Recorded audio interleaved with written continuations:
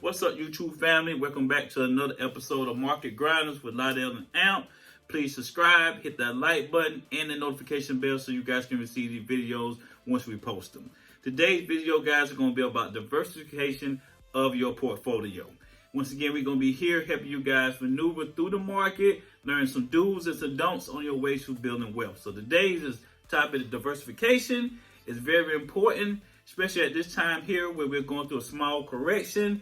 This is going to help you guys always stay not always in the green, but not losing as much as you would have lost if you don't diversify your portfolio. It's very important that you do it. So we're just going to break it down for you today. So, how does a person diversify their portfolio? First of all, I just want to give my definition of diversification, so everybody really understands the term diversification. So think about any sports team. I'll use basketball as an analogy.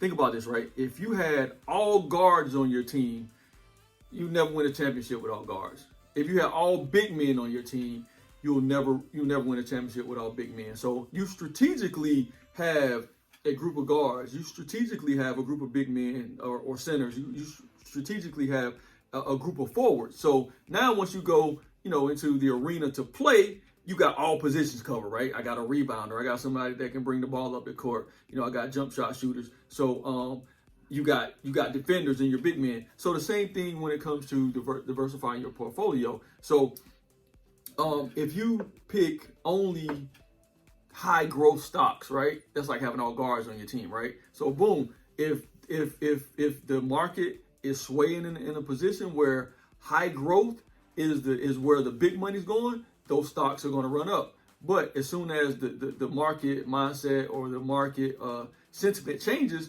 and people move into a different sector, you're going to go back to zero. So you're going to spend your time going from 0 to 50, 0 to 50, 0 to 50, and you're happy when you're at 50. But you sit back and look at it at the end of the year, you're net. You didn't make any money.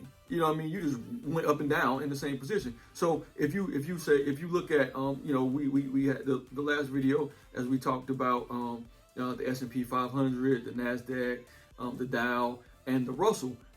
Those areas, those indexes have a diverse group of companies within them. So as we talk, you could actually just pick up one of those indexes and you're instantly diversified. Your growth is slowed down, but you're instantly diversified. So if you want to diversify yourself, those are things you want to do. You want to have some of the fast movers, some of the guards, the companies that have high growth.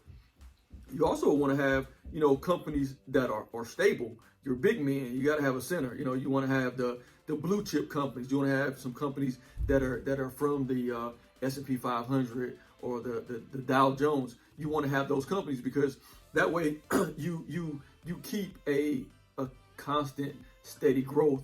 And when your Russell 500 companies are down, those companies that are in the Dow, they're still slowly climbing. And what that does over time, when the overall market is down, you're not down as much, right? You're still going to experience, I haven't found any diversified strategy that prevents you from, being down in turbulent times in the market. It's about how far are you down? Are you down 40% when the market's down, or are you down 0.4%?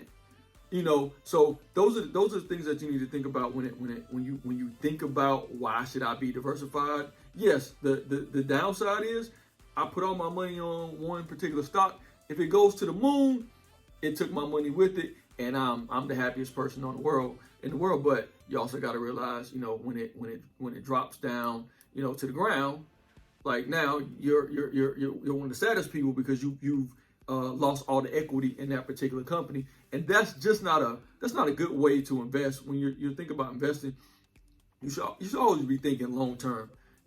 So and when you're thinking long term, you're thinking like the turtle, slow and steady, slow and steady, slow and steady. And if you have a diversified portfolio, you will slowly and steadily reach your investment goals. For traders, people who are looking to just get in and get out of certain trades, diversification, not so much. It really doesn't matter as much because you're looking to be in a trade, one stock for a short period of time, and you get out as that stock spikes, or if you're shorting it, as that stock falls, you make your money and you get out. And normally, what people do with that, they take those gains and they roll them over into their diversified portfolio. So those are some of the key factors when it comes to being diversified and having a diversified portfolio. All right. So basically, you're saying that there's 11 sectors, and we need to purchase good stocks in each one of the 11 sectors, or somewhat to a sense. We just don't want to purchase one particular stock or several stocks in one particular sector. In that case, then if the market go down on that particular sector, then we at a loss. So, and that's something that I didn't cover. I didn't cover sectors, right? Sectors help you stay diversified. So, as Lydell said, there are 11 sectors. So, what a sector is just to simplify, and you guys can Google Sector Spider, where you can actually see the 11 sectors. The sectors have these little acronyms, XLY, XLK, and each sector has a group of stock pretty much from the same industry. So for instance, say if you had the XLY, and I may be incorrect, I'm not looking at Sector Spider right now, but so I'll say XLK. XLK is tech, right? So companies that deal in tech, if you're purchasing companies from there, you don't want to just purchase, and you can actually purchase the entire sector. So then you have a diversified portfolio of tech companies. So as tech rises, you will rise right along with it. But as tech falls, you'll also take that dip with tech.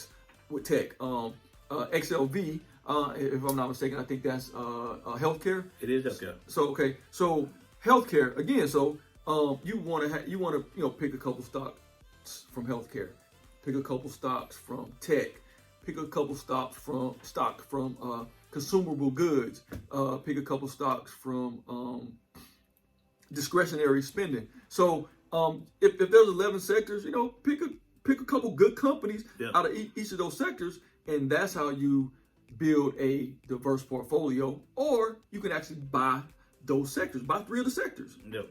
And that acts as an index fund. So you don't have to actually go in and choose a Tesla. You pick a stock, pick the whole sector that Tesla's in.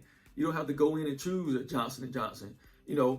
Pick the whole sector, and now you got a portfolio that has some tech in it, and you also have some healthcare in it. So you have a less likelihood of your account just dropping down, dramatically, because being diversified helps with volatility.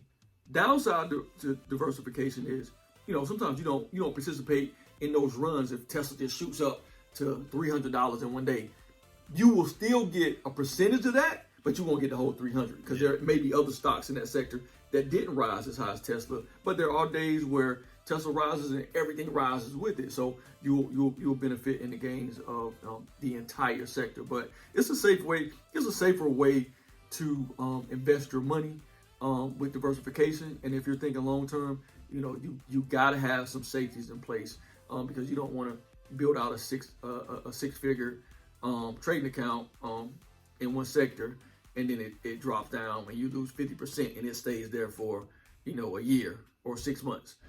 So those are some of the bigger reasons why you should be diversified, and sectors help you maintain diversification. Great.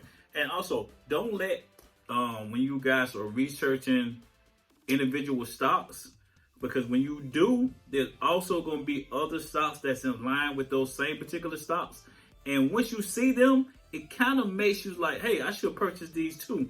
But do not purchase them without doing your full research on those particular stocks. Because that's how I became heavy in certain stocks. And then I had to learn how to diversify my portfolio, because reading articles and researching, and then they'll say, oh, this stock is similar, and they're all good, but they may not be. So always make sure that you do your due diligence and basically you research your stock to the T. All right. So, all right, guys. So we're not your financial advisors, but thank you guys for tuning in today. Keep on grinding, and we'll see you guys next week. Peace.